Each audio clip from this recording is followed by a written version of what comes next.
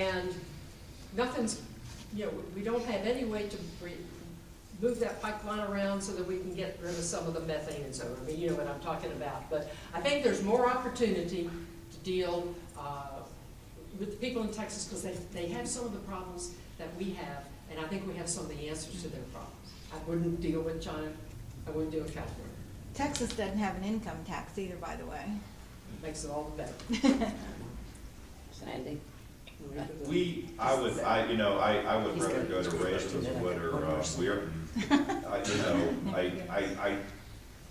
California teaches you how to do it wrong.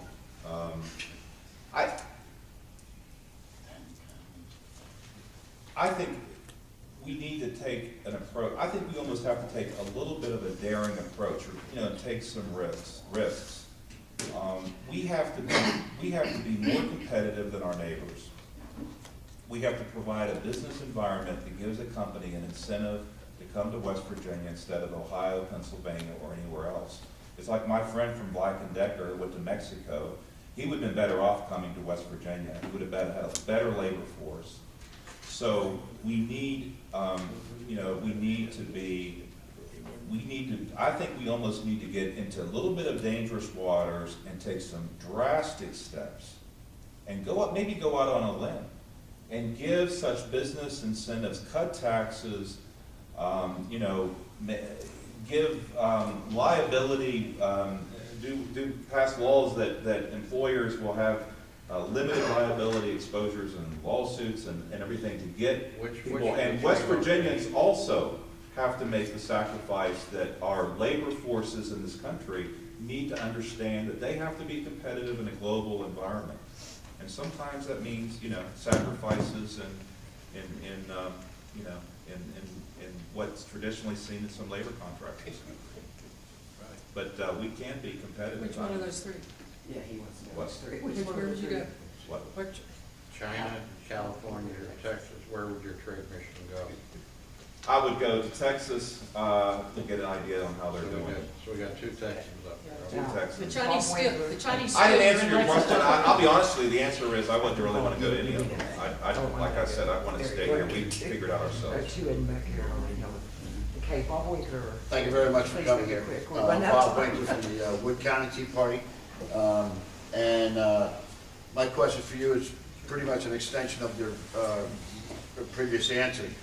Being that West Virginia is so, as rated as one of the least business friendly, what are your thoughts on turning West Virginia into a right-to-work state?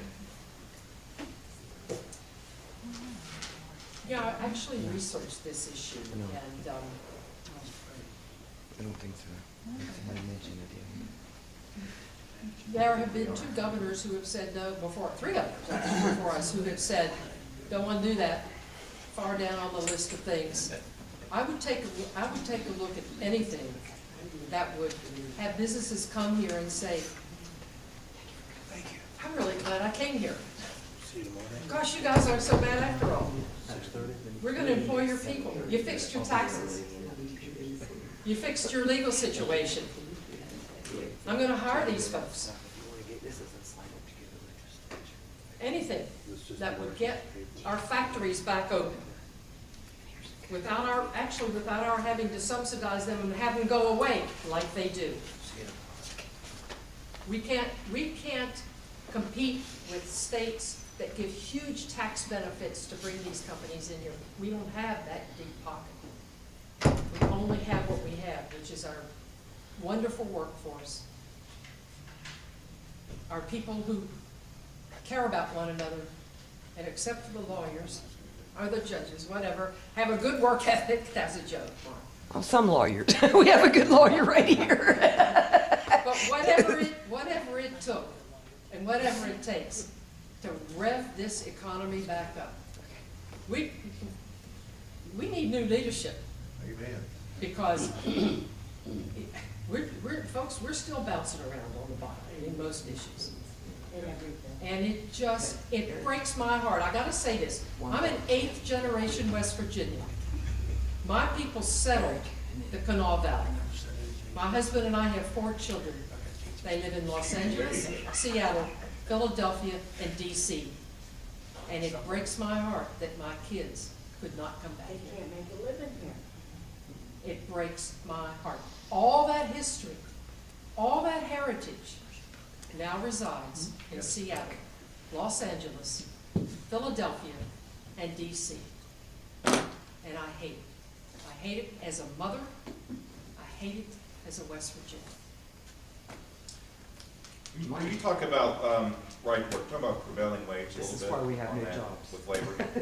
Is that This prevailing wage? explains it. Well, I'm talking about, we need to become more business friendly, which is, Right. our primary Well, concern. there's also the prevailing wage, you know, that in, I guess, you know, that you have to pay, Labor wages versus. labor wages versus market wage, you know, rates. And say, what educated me on that, Putnam County just passed a bond levy, and Putnam County's engaging in one of the most ambitious building programs in our schools, in our county history, new middle schools, new high schools.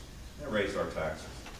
But you know what's interesting is under the prevailing wage law, I discovered that if we didn't have that, that's basically inflated the construction cost of those projects by almost 30%.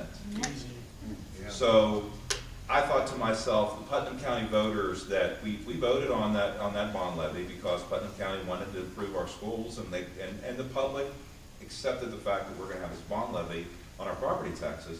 But I thought, I don't know what the public's reaction would be in Putnam County if they understood Right. that under the prevailing wage laws that the labor unions require in the state, that we're basically paying 20 to 30% more on those construction costs, because we have to pay that prevailing wage on that than we would in a competitive bidding situation in construction with a non-union outfit. That's the federal government that And- said, we will protect the unions. Right. And Exactly. otherwise, if you went to the highest bidder or let the market float where it was, you wouldn't pay the union wages. And that's a Davis-Bacon wage. Anytime you have a federal project, you've gotta pay the Davis-Bacon Right, wage. and that's a public debate about this country about what we're gonna do about that, whether they have to be Delete accepted. the unions, delete the middleman. Thank you. Thank you, federal government. And I'll guarantee you, that's not going away while Mr. Obama's in the And White it's only House. 12%, Guarantee it.